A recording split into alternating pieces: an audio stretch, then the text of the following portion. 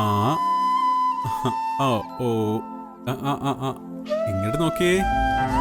ഇച്ചിരി സുന്ദരി ഇങ്ങോട്ട് നോക്കിയേ. അച്ഛമ്മക്ക് കണ്ണെഴുത്തരാം. സുന്ദരിയാവണ്ടേ? സച്ചേട്ടാ,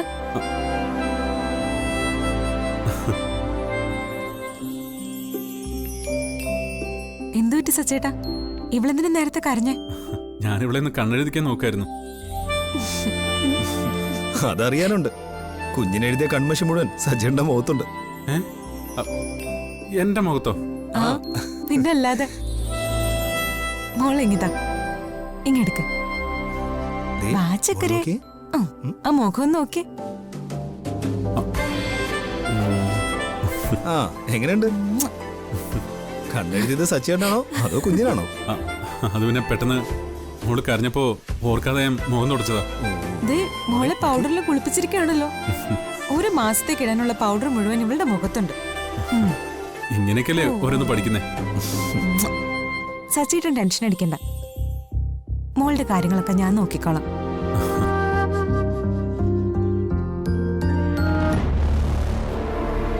അച്ചച്ചേച്ചിക്ക് ഒരു പേടിയും ഇല്ല.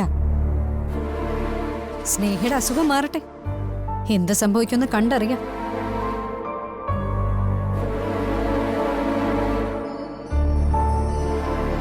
അവളെ ഹോസ്പിറ്റൽ അഡ്മിറ്റ് ചെയ്യണമെന്ന് ഞാൻ പറഞ്ഞതാ, പക്ഷേ കേട്ടില്ല. ഡോക്ടർ ഒന്ന് നോക്കിയല്ലോ, അതുപോലെ. അച്ചച്ചേച്ചി സ്നേഹയെ നല്ലതുപോലെ നോക്കുന്നുണ്ട്. സ്നേഹയുടെ അസുഖം മാറുമ്പോ ഇവിടെ എല്ലാവർക്കും ചിക്കൻ ബോക്സ് പടർന്നു പിടിക്കുമെന്നാ ഇപ്പൊ എന്റെ പേടി. അവന്തി കേട്ടതിക്ക് ചിക്കൻ ബോക്സ് പേടിയുണ്ടോ? പിന്നില്ലാതെ. പണ്ടൊക്കെ ചിക്കൻ ബോക്സ് വന്ന ആളുകൾ മരിച്ചു എന്ന് വരെ കേട്ടിട്ടുണ്ട്. എന്തായാലും സ്നേഹമോക്ക് അങ്ങോട്ടൊന്നും സംഭവിക്കില്ല. സ്നേഹ മരിക്കുമെന്നല്ല ഞാൻ പറഞ്ഞത്. അറിയാവുന്ന ഒരു കാര്യം ഞാൻ പറഞ്ഞേ ഉള്ളൂ. അപ്പൊ പിന്നെ അവന്തികടുത്ത് എന്തായാലും പേടിക്കണം. എന്തിന്?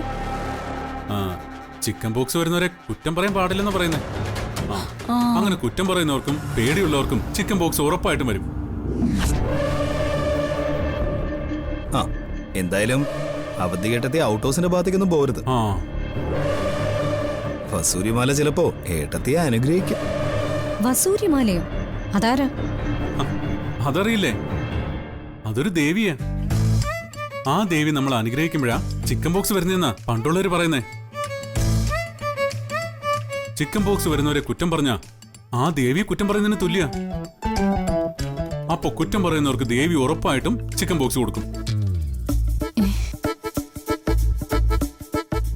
അപ്പം എനിക്ക് ചിക്കൻ ബോക്സ് വരുമോ? ഉറപ്പായിട്ടും വരും. ചിക്കൻ ബോക്സിന് ഇത്രയും കുറ്റം പറഞ്ഞല്ലേ. ഇപ്പൊ തന്നെ മുഖത്ത് ഒന്നോ രണ്ടോ കുരുക്കള് പൊങ്ങിയിട്ടുണ്ടോ എന്ന് എനിക്ക് സംശയമുണ്ട്. ഒന്ന് കണ്ണാടി നോക്കിയേ. ശരിയാ അല്ലേ? സച്ചി, എന്നെ വെറുതെ പേടിപ്പിക്കല്ലേ. സച്ചേട്ടൻ പറയുന്നത് സത്യമെന്നാ എനിക്കും തോന്നുന്നത്. ഇത് അതിന്റെ തന്നെയാന്ന് തോന്നുന്നു. എന്തായാലും ഒരു ഡോക്ടറെ കാണുന്നത് നന്നായിരിക്കും. ഏയ്, എനിക്ക് അങ്ങനെയൊന്നും വരില്ല. അതിനും ഞാൻ ചിക്കൻ ബോക്സിന്റെ കുറ്റമൊന്നും പറഞ്ഞില്ലല്ലോ. ഞാനിപ്പോ വരാം.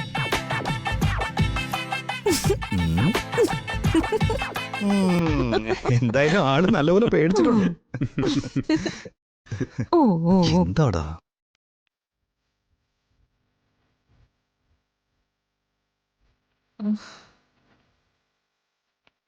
ദൈവമേ, ഇനി ഇത് ചിക്കൻ ബോക്സിന്റെ വല്ല സിംറ്റംസും ആണോ?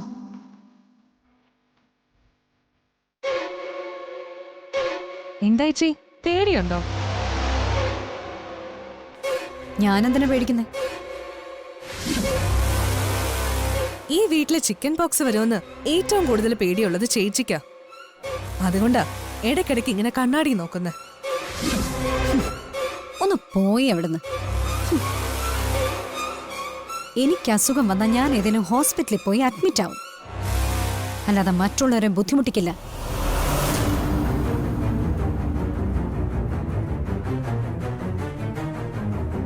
അസുഖം വരുന്നതിന് തൊട്ടു മുൻപ് വരെ എല്ലാവരും ഇങ്ങനെ പറയും. അസുഖം വന്നു കഴിയുമ്പോ കാണാം കിടന്ന് നിലവിളിക്കുന്നേ. ഇനിയെങ്കിലും മറ്റുള്ളവരെ പരിഹസിക്കുന്നതും പുച്ഛിക്കുന്നതും ദയവ് ഇതൊന്ന് നിർത്തി ചേച്ചി. നീ എന്റെ അനിയത്തി തന്നെയാണോ? ഒരു കാര്യം ഞാൻ പറയാം, അവളുമാരുടെ കൂടെ ചേർന്ന് എന്റെ നേരെ കുറച്ചാലുണ്ടല്ലോ, കൂടപ്പിറപ്പാണെന്നുള്ളത് ഞാനങ്ങ് മറക്കും. അല്ലെങ്കിൽ തന്നെ ചേച്ചി എപ്പോഴാ എന്നെ സ്നേഹിച്ചിട്ടുള്ളത്? ചേച്ചിക്ക് എപ്പോഴും സ്വന്തം കാര്യം മാത്രമായിരുന്നു വലുത്. ചേച്ചിയുടെ അനിയത്തി ആയതുകൊണ്ട് തന്നെയാ ഞാൻ ഈ വീട്ടിൽ വന്നത്. ഇവിടെ വന്ന് അർച്ചനേട്ടത്തിയോടും ആതിരയോടും സ്നേഹയോടും ഒക്കെ അടുത്തിടപഴകിയപ്പോഴാ സ്നേഹം എന്താണെന്ന് ഞാൻ തിരിച്ചറിയുന്നത്. ചേച്ചിയുടെ മനസ്സിൽ പകയും വിദ്വേഷവും മാത്രമേ ഉള്ളൂ. നിന്റെ ഉപദേശമൊന്നും എനിക്ക് ആവശ്യമില്ല. എന്റെ മനസ്സിൽ പകയുണ്ട്, ഈ കുടുംബത്തോടും ഇവിടെയുള്ളവരോടും. ഇവിടെയുള്ളവര് നമ്മളോട് എന്ത് തെറ്റ് ചെയ്തു? ചേച്ചി കേട്ടതും അറിഞ്ഞതും ഒന്നും ശരിയാണെന്ന് എനിക്ക് തോന്നുന്നില്ല. ഒരു കാര്യം മാത്രം ചേച്ചി മനസ്സിലാക്കിയാൽ മതി. ഇതുപോലൊരു വീട്ടില് നന്ദേട്ടനെ പോലെ സ്നേഹമുള്ള ഒരാളുടെ ഭാര്യയായിട്ട് ജീവിക്കാൻ ഒരു അവസരം ചേച്ചിക്ക് കിട്ടിയില്ലേ? സ്വന്തം ജീവിതം എറിഞ്ഞുടച്ച് കളയരുത്. ഈ ജീവിതത്തിന്റെ വില എത്ര വലുതാണെന്ന് ചേച്ചിക്കിപ്പോ മനസ്സിലാവില്ല. അത് മനസ്സിലാകുമ്പോ കയ്യിൽ ഈ ജീവിതം ഉണ്ടാവില്ല. ഒരു കുടുംബജീവിതം ഉണ്ടാക്കി സുഖിക്കാനല്ല ഞാൻ ഇങ്ങോട്ട് വന്നത്. എന്റെ പ്രതികാരം തീർക്കാൻ വേണ്ടി തന്നെയാ. അതിനിടയിൽ നീ എന്റെ ശത്രുപക്ഷത്ത് നിന്ന് എന്നെ തകർക്കാൻ നോക്കാണോ? ഞാൻ ശത്രുപക്ഷത്തല്ല, സ്നേഹത്തിന്റെ പക്ഷത്താ. ഒരു കാര്യം ചേച്ചി ഓർത്താ മതി, ഈ വീട്ടിലെ മൂത്ത മരുമകൾ എന്ന പദവി മാത്രമേ ഉള്ളൂ ചേച്ചിക്കിപ്പോ സ്വന്തമായിട്ട്. അത് മറക്കണ്ട.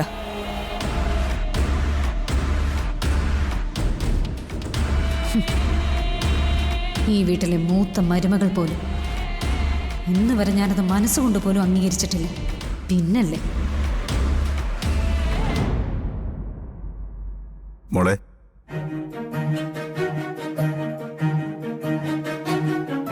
മോളോട് എത്ര നന്ദി പറഞ്ഞാലും തീരില്ലെന്ന് അച്ഛനറിയാം. സ്നേഹയുടെ അമ്മയുണ്ടായിരുന്നെങ്കിൽ അവൾക്ക് വേണ്ടി എന്തൊക്കെ ചെയ്തു കൊടുക്കുമായിരുന്നോ അതെല്ലാം നീ അവൾക്ക് വേണ്ടി ചെയ്യുന്നുണ്ട്. കുടുംബത്തിൽ ഒരാൾക്ക് അസുഖം വരുമ്പോൾ ആരായാലും ചെയ്യുന്ന കാര്യമല്ലേ അച്ഛാ ഇതൊക്കെ? അതിലെനിക്ക് മാത്രം ഒരു പ്രത്യേകത എന്താ? അങ്ങനെ സാധാരണ എല്ലാവർക്കും നോക്കാൻ പറ്റുന്നൊരു അസുഖമല്ലല്ലോ ഇത്. അതുമാത്രമല്ല, അവള് നിന്നോട് സംസാരിച്ചതും പെരുമാറിയതും ഒക്കെ വെച്ച് നോക്കുമ്പോൾ നിനക്കവളെ ഇതുപോലെ പരിചരിക്കേണ്ട ഒരു കാര്യമില്ല. എന്നിട്ടും ഞാനിതൊക്കെ ചെയ്യുന്നത് അവൾക്ക് വേണ്ടി മാത്രമല്ല അച്ഛാ, ഈ കുടുംബത്തിന് കൂടി വേണ്ടിയാ. അച്ഛന്റെ മനസ്സ് വേദനിക്കാതിരിക്കാൻ കൂടി വേണ്ടിയാ. അവൾക്കൊരു പോറലേൽക്കുന്നത് പോലും അച്ഛന് സഹിക്കില്ല എന്ന് എനിക്കറിയാം. നമ്മളെല്ലാം ധിക്കരിച്ച് ധനുഷിനെ വിവാഹം കഴിച്ച സ്നേഹയെ ഇവിടേക്ക് വിളിച്ചുകൊണ്ട് വന്നത് അച്ഛന്റെ മനസ്സമാധാനത്തിന് വേണ്ടിയാ. അപ്പൊ പിന്നെ ഇതെന്റെ ഉത്തരവാദിത്വം അല്ലേ അച്ഛാ? വന്നു കയറുന്ന പെൺമക്കളാ ഒരു വീടിന്റെ ഐശ്വര്യമെന്ന് പറഞ്ഞു കേട്ടിട്ടുണ്ട്. നിന്റെ കാര്യത്തിൽ അക്ഷരാർത്ഥത്തിൽ അത് ശരിയാ. അച്ഛന്റെ മനസ്സറിഞ്ഞു തന്നെ നീ എല്ലാം ചെയ്യുന്നുണ്ട്. പക്ഷേ ഇപ്പോഴും തീരാത്തൊരു സങ്കടം അച്ഛൻ്റെ ഉള്ളിലുണ്ട്. അതിനെങ്ങനെ പരിഹാരം കാണാനാവുമെന്ന് അച്ഛനറിയില്ല മോളെ. അച്ഛന്റെ ആ സങ്കടം എന്താണെന്ന് ഞാൻ പറയട്ടെ. ധനുഷിനെയും സ്നേഹയും നെല്ലിശ്ശേരിയിലേക്ക് തിരിച്ചു കയറ്റുന്ന കാര്യമല്ലേ?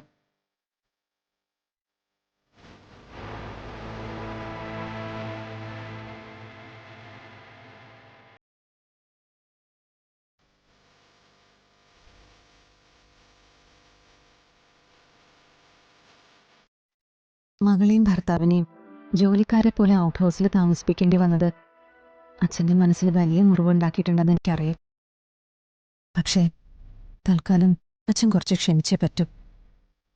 സച്ചേട്ടനെ പറഞ്ഞ് സമ്മതിപ്പിക്കാൻ എനിക്ക് പറ്റും.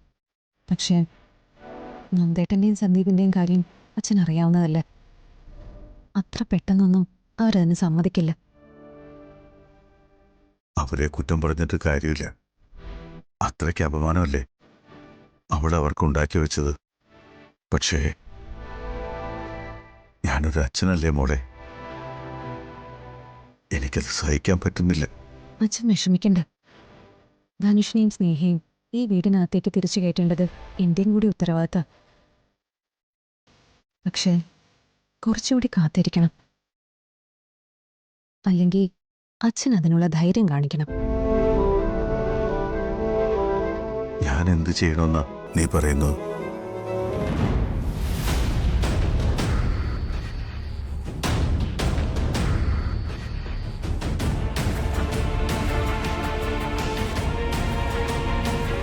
അച്ഛനൊരു തീരുമാനമെടുത്താ അതിനെ അച്ഛൻ്റെ ആൺമക്കൾ എതിർക്കില്ല. ഇഷ്ടക്കേട് പറയുമായിരിക്കും, പക്ഷെ അനുസരിക്കും. ധനുഷിന്റെയും സ്നേഹയുടെയും കാര്യത്തില് അങ്ങനെ ഒരു തീരുമാനം അച്ഛൻ്റെ ഭാഗത്തുനിന്ന് ഉണ്ടായാൽ മാത്രമേ അവരെ ഈ വീട്ടിലേക്ക് കൊണ്ടുവരാൻ പറ്റൂ. ഇല്ലെങ്കിൽ എന്നും അവർക്ക് ഔട്ട് ഹൗസിൽ തന്നെ ജീവിക്കേണ്ടി വരും. എന്ത് വേണമെന്ന് അച്ഛൻ ആലോചിച്ച് തീരുമാനിക്കേ. ഞാൻ അച്ഛൻ്റെ കൂടെ തന്നെയുണ്ട്.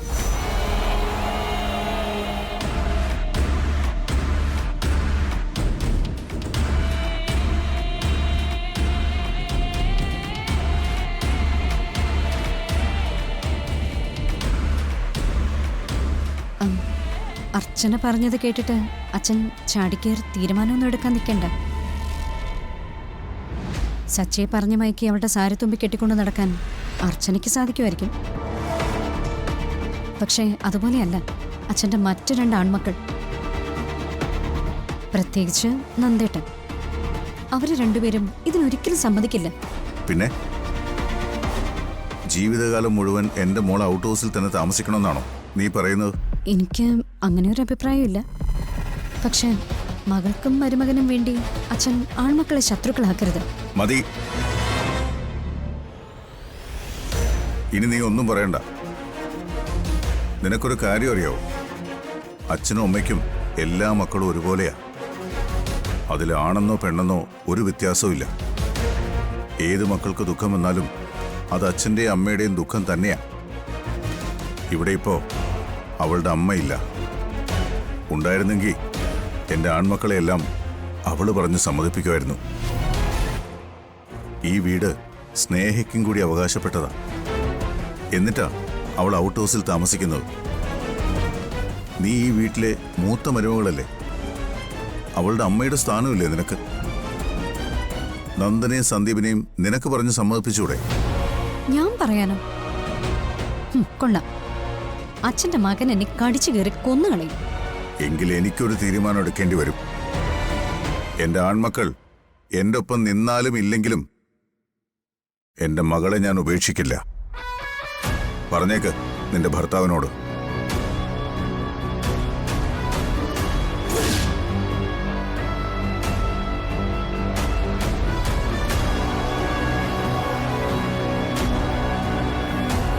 അത് ശരി, കിളവനാള് കൊള്ളാലോ. ഇതിനെല്ലാം പിന്നിലെ അർച്ചനയുടെ കുത്തിത്തിരിപ്പാണ്. അവളൊപ്പം നിൽക്കുന്നതുകൊണ്ട് കിളവൻ ഇത്രയ്ക്ക് ധൈര്യം. എന്തായാലും ധനുഷിനെയും മരുമകനായിട്ട് ഈ വീടിൻ്റെ കൈപിടിച്ച് കയറ്റാൻ ഞാൻ ജീവിച്ചിരിക്കുമ്പോൾ സമ്മതിക്കില്ല.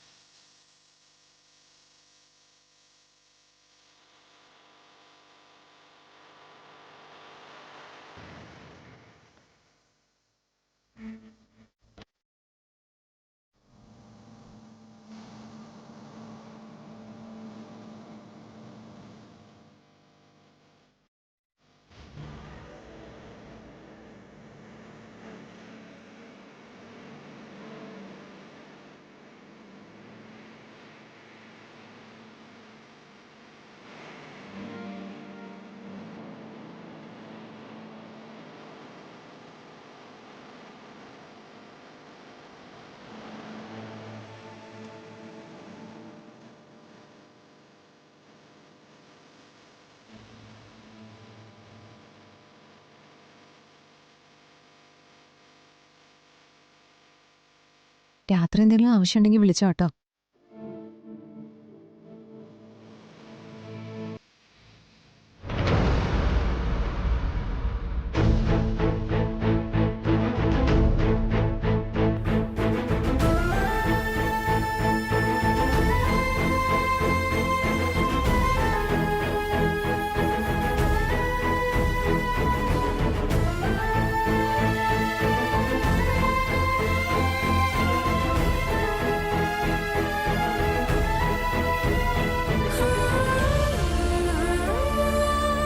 ഞാൻ അച്ഛനോട് സ്വത്ത് ചെയ്ത് വെക്കാൻ പറ്റില്ലെന്ന് പറയുമ്പോഴൊക്കെ നിങ്ങൾക്ക് പൊള്ളുന്ന എന്തിനാ?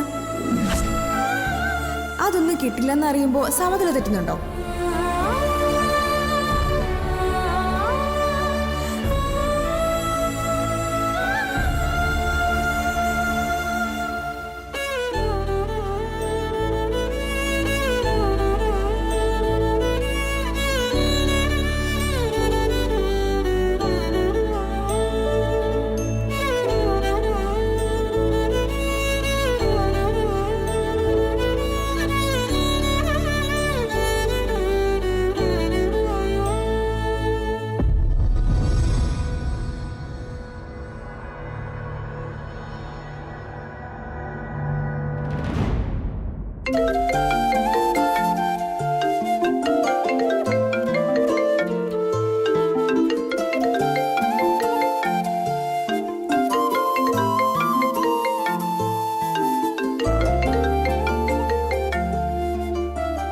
ഇപ്പൊ എങ്ങനെയുണ്ട്? ബോഡി മുഴുവൻ നല്ല പെയിനുണ്ട്. എന്നാ മനസ്സുകൊണ്ട് ഞാനിപ്പോ വലിയ സന്തോഷത്തില. അതെനിക്ക് മനസ്സിലായി. എനിക്ക് വേണ്ടി അർച്ചനേട്ടത്തി ഒരുപാട് കഷ്ടപ്പെടുന്നുണ്ട്. എനിക്ക് കഞ്ഞി കോരുത്തുന്നു, എന്നെ വേപ്പില വെള്ളത്തിൽ കുളിപ്പിച്ചു, എന്റെ കട്ടിലില് നിറയെ വേപ്പില നിരത്തി. കുഞ്ഞിനെ പോലും ആദര ഏൽപ്പിച്ചിട്ടാ ഏട്ടത്തി എന്നെ നോക്കാൻ വന്നേ.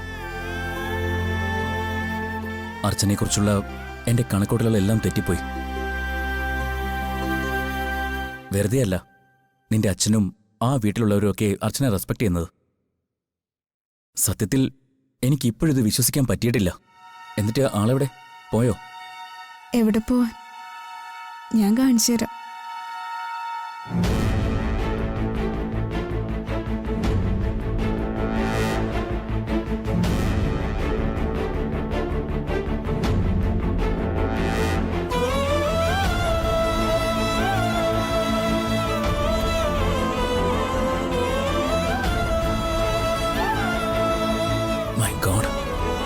എനിക്കിത് വിശ്വസിക്കാൻ പറ്റുന്നില്ല. ഏട്ടത്തിക്ക് എല്ലാരോടും സ്നേഹം മാത്രമേ ഉള്ളൂ. ഞാൻ അർച്ചനയെ ഒരുപാട് തെറ്റിദ്ധരിച്ചു. ധനുഷ് അർച്ചനത്തെ കുറിച്ച് എന്താ കരുതിയിരിക്കുന്നേ? അതൊക്കെ ഞാൻ പിന്നീട് ഒരിക്കൽ പറയാം. എന്നാലും ഒന്നെനിക്കറിയാം, ഞാനിപ്പോ എന്റെ മനസ്സിലൊരു കുമ്പസാരക്കൂട് പണിതുകൊണ്ടിരിക്കുക. എല്ലാ തെറ്റുകളും പോർക്കണമെന്ന് അപേക്ഷിക്കാൻ. കുമ്പസാരക്കൂടോ? എനിക്ക് മനസ്സിലായില്ല. ഇപ്പൊ നിനക്കതൊന്നും പറഞ്ഞാൽ മനസ്സിലാവില്ല. എല്ലാം ഞാൻ വന്നിട്ട് പറയാം. ഉറങ്ങിക്കോ. Good night. Good night.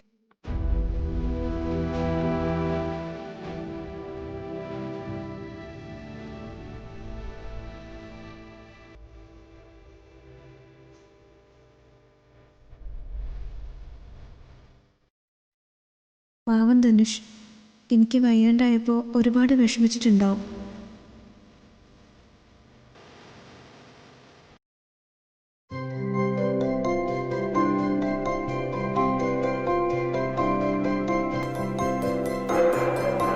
ആതിരെ, നീ ഇരുന്നോ, ഞാൻ വിളമ്പാം. വേണ്ട, നീ ഇരിക്കെ, ഞാൻ ഇല്ല വിളമ്പില്ല. സാരമില്ല, ഇരിക്കെ. ആരെങ്കിലും ഒരാൾ വിളമ്പിയാൽ മതിയല്ലോ. ജോലി ചെയ്യാൻ ഇവർ തമ്മിൽ എപ്പോഴും മത്സരമോ. അതുകൊണ്ടാ ഞാൻ അടുക്കള കയറാത്തത്. അല്ലാതെ ജോലി ചെയ്യാൻ മടിയായിട്ടല്ല. അതിന് ഏട്ടത്തിക്ക് എന്തെങ്കിലും വെച്ച് വിളമ്പാനൊക്കെ അറിയോ? ഓ,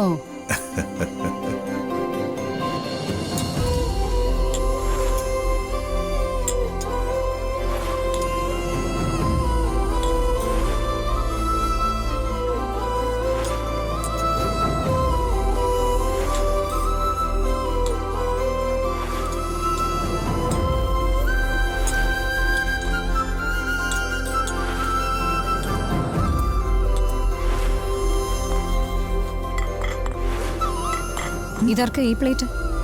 ആ അതിനുള്ള ആള് ഇപ്പൊ എത്തും.